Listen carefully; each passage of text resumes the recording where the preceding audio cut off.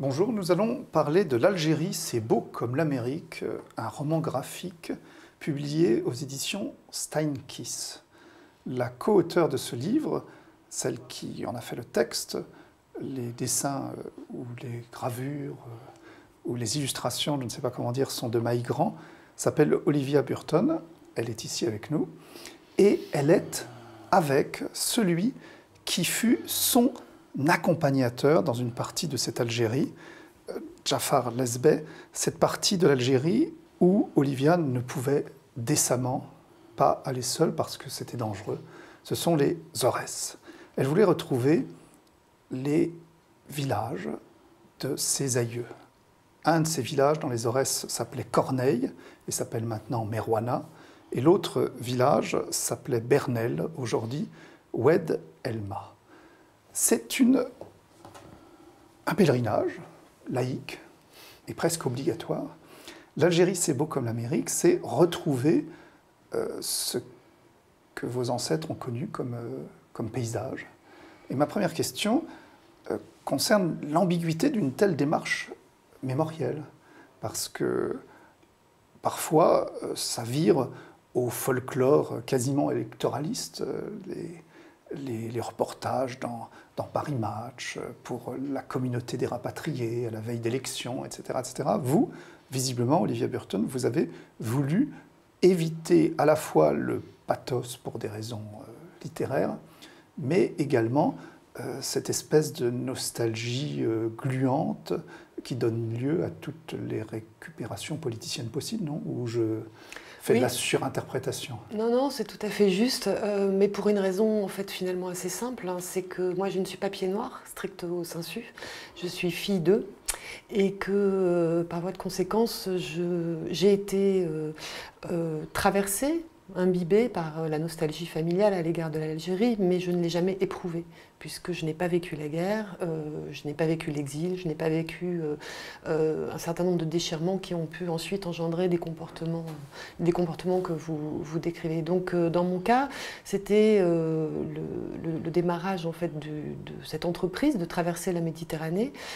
C'est ancré dans un besoin, une nécessité presque vitale, je dirais, d'aller voir un pays dont j'avais entendu parler beaucoup dans mon enfance, et puis plus tard, au cours de l'adolescence et des études, à propos duquel on m'avait expliqué que ma famille était probablement un groupe de fachos, de tortionnaires, voilà. Donc j'ai été tiraillée pendant un petit moment entre ce que je vivais, moi, à l'intérieur de la famille, dans le cercle intime, et puis ce que la société et les livres d'histoire, même si à l'époque, dans les livres d'histoire qui étaient les miens, il était assez peu fait mention finalement de la guerre d'Algérie et a fortiori de la période coloniale, mais ça a suffi quand même à provoquer un certain nombre de questions que j'ai eu besoin d'élucider en allant sur place.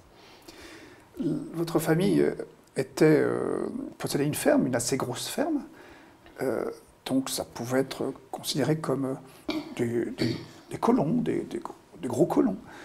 Et la question que je vous pose, à vous qui avez accompagné Olivia, est-ce que, Jafar Lesbeh, vous vous êtes senti envahi par une forme d'ambivalence? Vous êtes fait le passeur, c'est pas le Styx des enfers que vous franchissiez ensemble, bien qu'il y ait eu quelques dangers, on pourrait y revenir, mais vous vous êtes fait le passeur de quoi? Est-ce que pendant ce reportage, pèlerinage que faisait Olivia, accompagnée par vous jusqu'au fin fond des Aurès, vous vous êtes dit, mais quel est mon rôle? Et j'ai presque envie de poser une question provocatrice. Est-ce que parfois vous vous êtes dit, mais est-ce que cette démarche nostalgique et mémorielle n'est pas la continuation du colonialisme par d'autres moyens? Ouh là là, vous n'avez pas peur des mots, hein? Je résumerai presque une première réponse, c'est que la mère d'Olivia, quand je l'ai connue ici à Paris, bon, quand on discutait, je me rappelle d'une phrase qu'elle m'a dit, Jafar, tu peux t'imaginer, je lui ai offert, je crois, des dates, et elle a commencé à pleurer en les mangeant. Je dis, attends, qu'est-ce que tu as, Laurie? Elle dit, mais qu'est-ce qu'on a pu être stupide et idiot? Pourquoi ce contact, on n'a pas pu le réaliser sur place? Pourquoi on s'est ignoré mutuellement? La mère La mère d'Olivia d'Olivia. avait vécu, elle, en Algérie, Elle vous a avez à vécu peu en près le Algérie. même âge. Voilà, oui, elle a vécu en Algérie, dans les mêmes circonstances, et du coup, on s'est... Donc moi, je me suis rapproché, j'ai connu les gens ici, donc j'ai eu la chance de partir, enfin, je ne sais pas chance, comment l'appeler, la trajectoire de ma vie a fait que je suis parti ailleurs, et donc j'ai beaucoup de... qu'on appelle les pieds noirs, c'est aussi un mot stupide, je pense qu'il faudrait le... Tout le vocabulaire est miné, de toute façon. Oui, mais attendez, mais un truc très simple, hein. Je vous invite à lire les journaux avant l'arrivée de Gaulle au pouvoir. Ce mot n'existait pas. Donc Le mot, pardon? Le mot pied noir n'existait pas. On n'a jamais qualifié les Algériens d'Algérie de pieds noirs. Mais vous êtes en train de me répondre qu'en définitive, pour vous, ce voyage a été une possibilité de rencontre qui n'aurait jamais pu avoir lieu de toute façon avant. Effectivement, mais ça m'a aussi, moi, ça m'a apporté plein de choses. Parce que, accompagner, donc du coup, pour moi, je voyais plus la fille d'une amie. Puis aller voir un colon. Oui, tiens, je veux le voir de près. Qu'est-ce qu'on laisse sur ce territoire? Et ça devait faire une demi-journée, donc d'aller-retour et puis repartir. Et là, je découvre un sacré bonhomme qui, pour moi aussi, a remetté tout en question. Quand les gens parlaient de quelqu'un qui n'est plus là, 50 ans après, je me suis aperçu, presque en piégeant les gens, parce qu'on me dit « Ah, monsieur Fabrice, c'est un type extraordinaire. » Je dis « Attends, tu te calmes. » Je laissais passer, et puis je revenais sur son âge. Et je me suis aperçu que ce gars-là ne l'a jamais connu. Donc ça veut dire qu'on transmet l'histoire. Et des vieux, qui, eux, l'ont connu. Et il y avait, alors, il était bien, mais il donnait des indices D'abord, quand je lui dis « Attends, comment vous parlez avec monsieur Fabrice ?» Le colon, il engueule les gens en français. Il me dit « Monsieur Fabrice, il parle là mieux que toi et moi. Il parle même sur rien. » Monsieur Fabrice, c'était le grand-père, Je sais pas, c'est le oui, grand-père, grand-père, oui. qui avait combien? 1000 hectares quasiment? Oui. 1000 hectares de terre. Oui. Donc, quand on passait en voiture avec quelqu'un qui nous a accompagnés, donc la voiture roulait, il dit, tu vois, tout ça, c'est ton grand-père. Et ce gars-là, je crois qu'il a vraiment aimé la terre et le lieu où il était, puisque pour moi, parler la langue de l'autre, c'est un signe de respect et une façon de vouloir s'insérer dans la communauté où on vit, puisque l'échange se fait directement.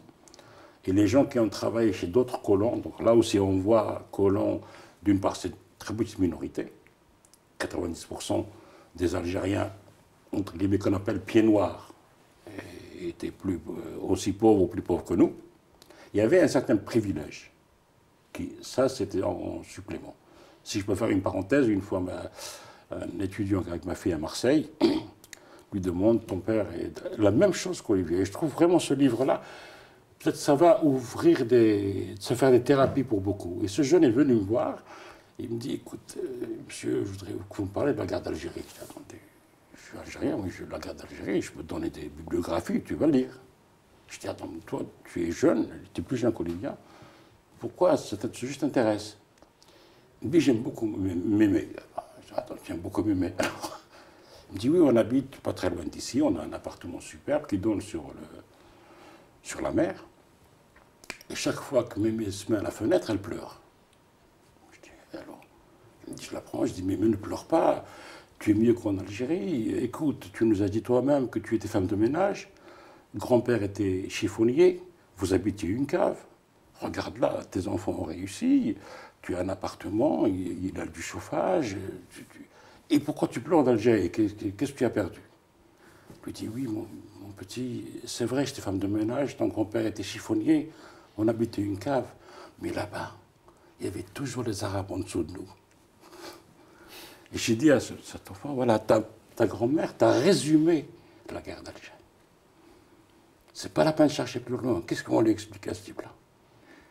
Mais vous, Olivia, comment avez-vous pu faire la part de la citoyenne consciente contre l'exploitation de l'homme par l'homme et en même temps du lait, LEGS, qui est ce qu'il est? On peut dire, dans ce que vient de dire Jafar, cette espèce de reconnaissance peut être vue comme quelque chose d'émouvant ou comme l'incarnation de l'aliénation, comme on dit chez Marx.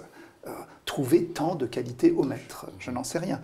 Mais vous, comment avez-vous vécu cela? J'imagine que c'est continuellement comme un appareil comme ça, avec une sorte de zoom, où vous étiez continuellement en train de faire le point entre ce que vos sentiments vous dictaient et par ailleurs ce que votre conscience politique vous dictait également, non? Oui, c'est vrai que c'était un aller-retour constant. Cela dit, ce qui a été très frappant pour moi dans le voyage et qui a permis d'une certaine façon de dépasser peut-être ce tiraillement, ça a été la possibilité qui m'a été offerte, alors, grâce aux nombreuses discussions avec Jafar pendant le voyage, mais aussi avec des rencontres des villageois, et puis ensuite à Alger, des habitants de l'appartement où avait vécu peut-être ma famille, des discussions d'une qualité extraordinaire en termes de franchise. Hein. C'est-à-dire qu'à la fois, je n'ai ressenti aucune agressivité à mon égard, ce qui n'était pas évident. Enfin, ce que je n'imaginais pas évident, parce que finalement, beaucoup de pieds noirs témoignent du même accueil.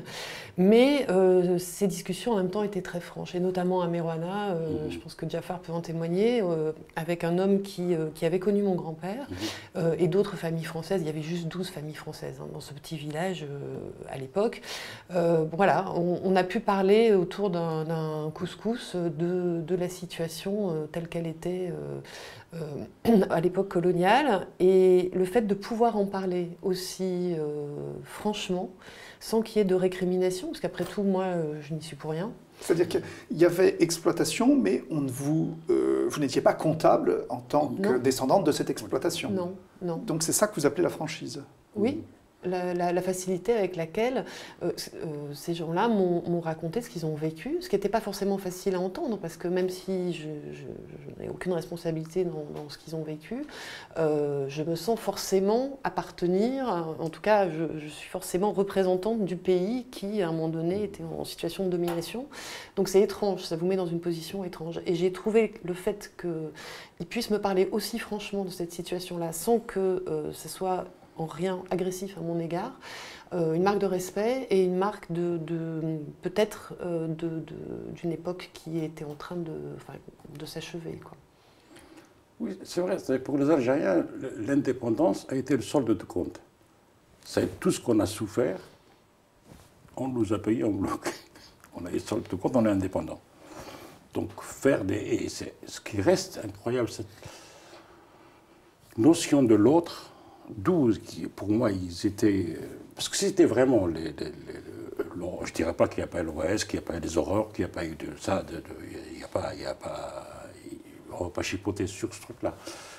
Par contre, cette notion de les considérer comme vraiment algériens, que ce n'étaient pas des Martiens qui ont débarqué, aujourd'hui encore, quand les gens...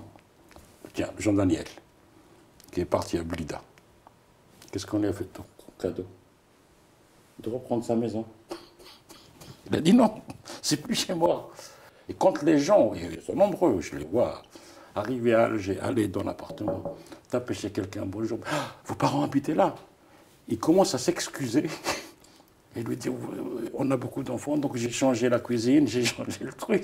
Comme si le proprio revenait pas au sens colon du terme. Aujourd'hui, il y a une dispersion. Les villes, je crois, sont frappées d'Alzheimer. Il y a une dispersion de la mémoire du lieu. Ce qui fait les gens qui ont pris les logements parce qu'ils étaient vides. Imaginez une ville vide, c'est vraiment incroyable, puisqu'on était vraiment dans des... Quand on dit la Casbah ghetto, c'est pas vrai. Orogéana était mon voisin.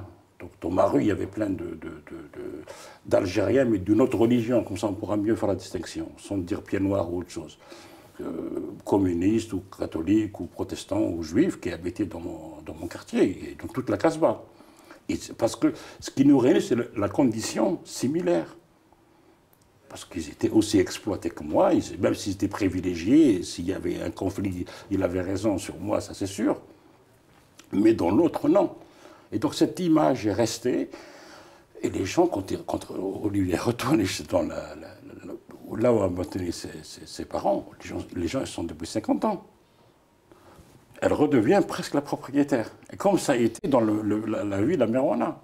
Mais on a presque l'impression qu'il y avait un proverbe arabe, je crois, je ne pense pas l'inventer, qui est ma maison, ta maison. Ta maison, oui, ça c'est vrai. Et le problème, c'est que parfois les colons ont pris ce proverbe arabe au pied de la lettre et en ont fait une possession française. Mais ce qui m'a le plus marqué dans ce livre, l'Algérie, c'est beau comme l'Amérique, c'est que l'Amérique est un pays rude où chacun peut faire son trou. L'Algérie apparaît comme un pays accueillant où chacun n'arrive pas à trouver sa place. Et ce qui m'a passionné dans ce livre, c'est de vous voir tous les deux comme deux exilés en définitive.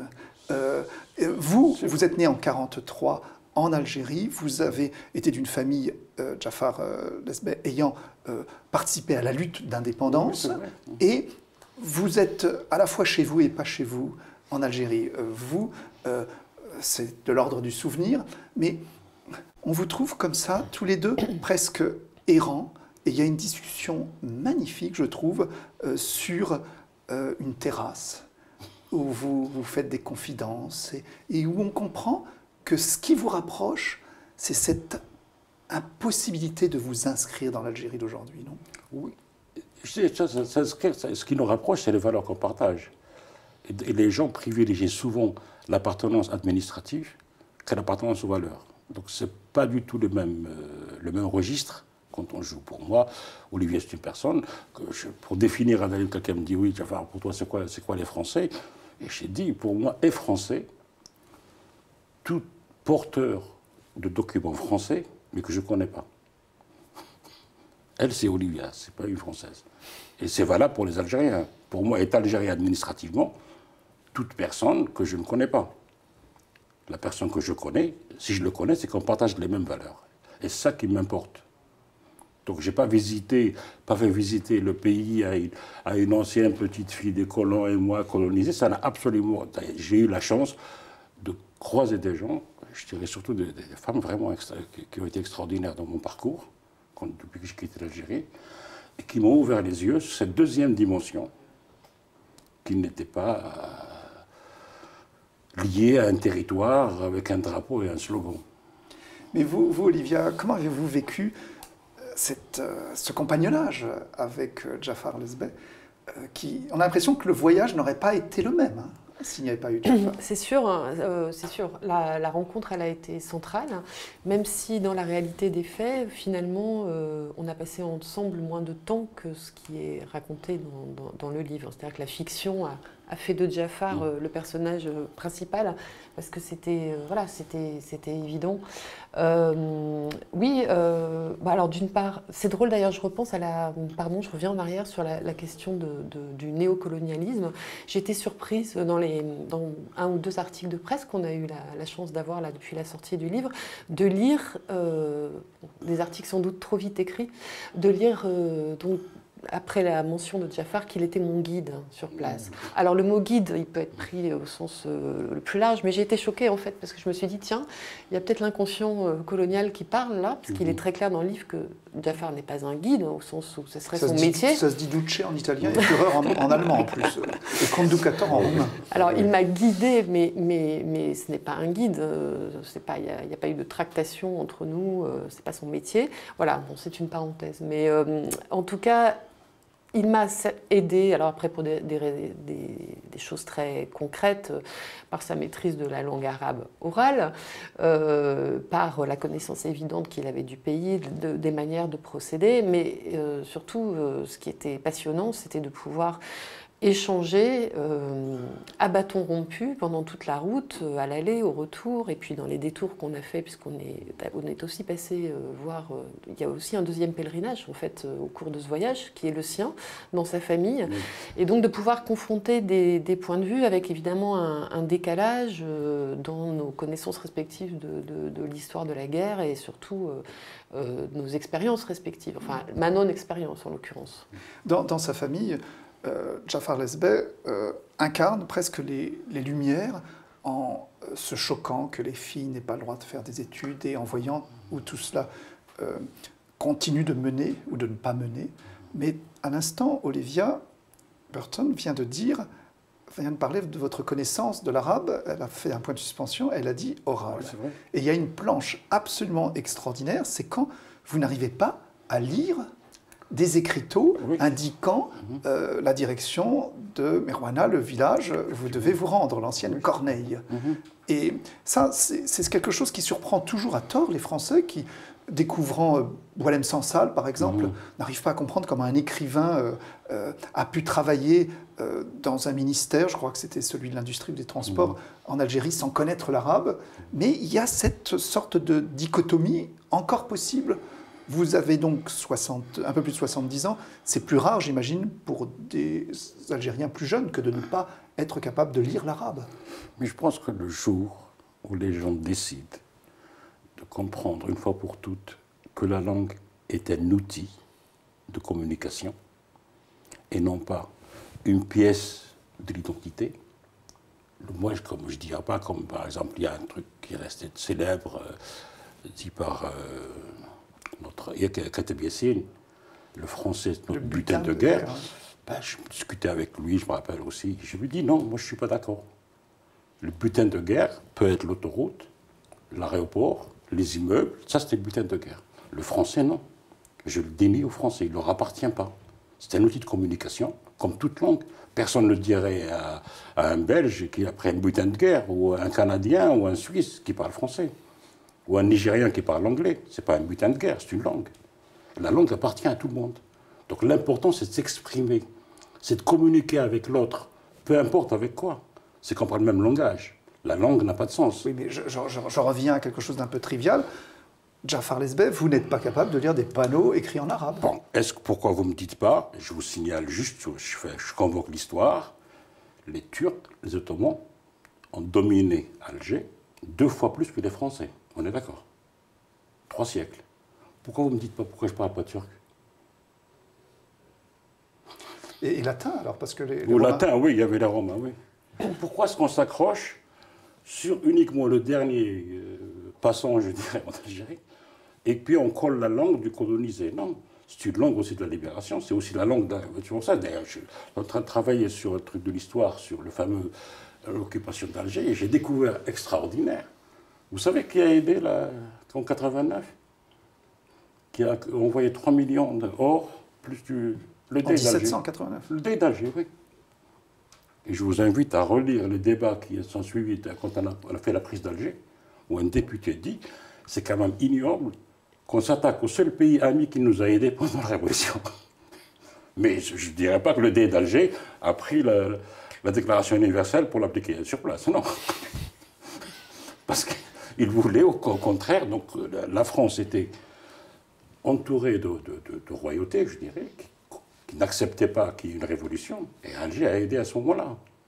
Donc on n'est pas dans l'histoire de langue. Et quand on vient se cacher derrière la langue, dire celle de l'autre, là on perpétue. Et il est vrai que dans ma scolarité, qui était très courte quand j'étais petit, j'ai fait ça plus tard,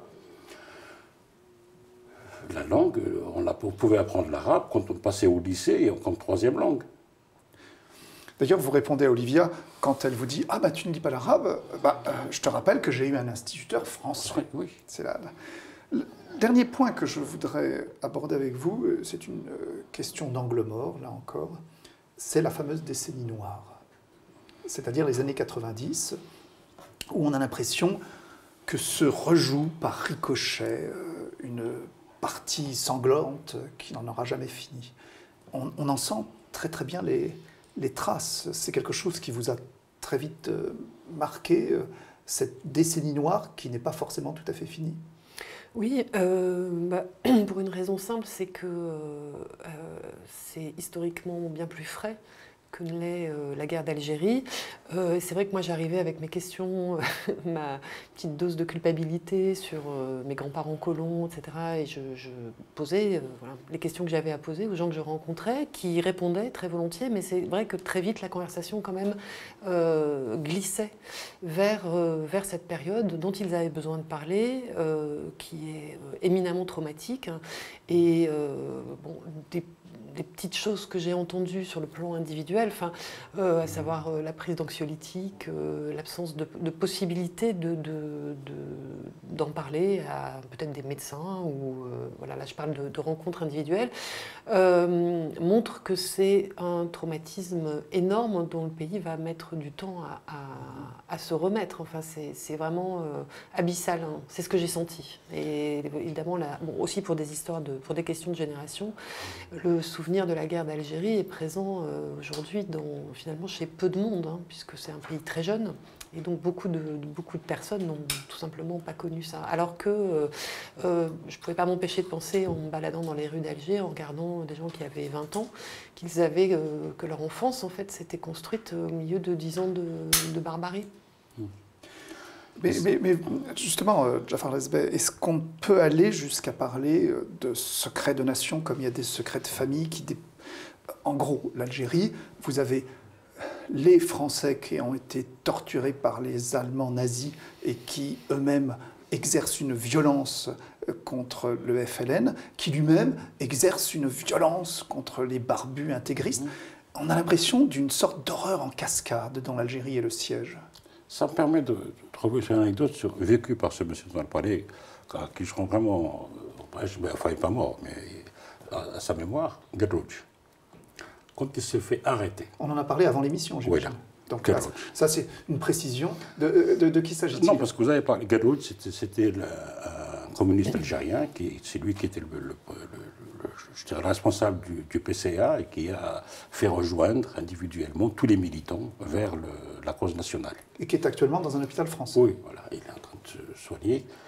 Sa femme était Jardine Gerrouj. On vient d'enterrer aussi à Alger, je ne sais pas si on en a parlé ici en France, c'était une très grande dame qui est née à Rouen, donc il n'a rien à... Et ce monsieur me raconte son histoire qui était extraordinaire. Il se fait arrêter avec des documents compromettants. Et on l'amène à la DST. Le patron, pendant qu'il le questionne, Gerrouj lui dit « Tu es lyonnais ». Il dit « Comment tu sais que je suis lyonnais ?» Il dit « Tu as un accent et je suis sûr que tu as fait de la résistance. Avec un tel. » L'autre surprend, il lui dit « Comment tu le sais ?»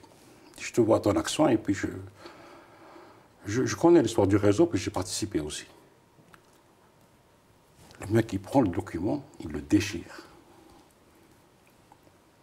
Il dit « Bon, tu oublies, j'ai rien contre toi. » Et ce qu'il a fait échapper à la condamnation à mort. Donc beaucoup de Français étaient torturés. Je ne comprends pas pourquoi tous les Français... Voilà, on parlait d'Yvetot en Algérie. Je crois qu'on doit revisiter l'histoire. Je ne comprends pas pourquoi on parle de Massuit Bijard et pas de la Bollardière.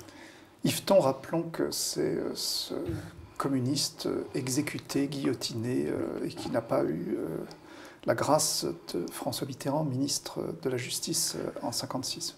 C'est le troisième guillotiné de la guerre d'Algérie, et le premier et seul non-musulman, je dirais, qui a été guillotiné. Pourquoi est-ce que quand on parle si on veut défendre des valeurs républicaines, pourquoi est-ce que le général de la Bollardière est oublié? Moi, c'est monsieur, je lui rends hommage. Parce que c'est un résistant. Je reviens à votre question, c'est pour ça, on sort du livre, je rebondis sur vos propos. Et je pense qu'il faudrait remettre l'histoire. Et en Algérie, pourquoi il n'y a pas eu... On a parlé plus, effectivement, de la décennie noire, ce qui est vrai. Parce que pour eux, je dirais, toutes les atrocités de la guerre de l'indépendance rentrent dans la normalité. C'était la facture à payer. On l'a réglé, c'est fini. Le traumatisme, c'est pourquoi mon frère me tue. On me dit qu'on est frères, on me dit qu'on parle la même langue, qu'on a le même truc, et pourquoi il me tue? Et c'est ça qu'on n'arrive pas à comprendre. Et c'est ça qu'on n'arrive pas à digérer. L'autre était simple. Il était l'autre, et puis c'est fini. Maintenant, on a terminé, le solde tout compte, et puis d'où pas d'agressivité, pas d'animosité, surtout vous avez des jeunes qui n'ont pas connu ça. Bien, nous venons de voir jusqu'où nous emmène et jusqu'à quel télescopage cette extraordinaire chambre d'écho qu'est l'Algérie à partir de ce roman graphique qu'a écrit Olivia Burton, ici présente, illustré par Maï Grand. Olivia Burton était notre invitée avec Jafar Lesbeh à propos de l'Algérie, c'est beau comme l'Amérique, aux éditions Steinkiss. Merci.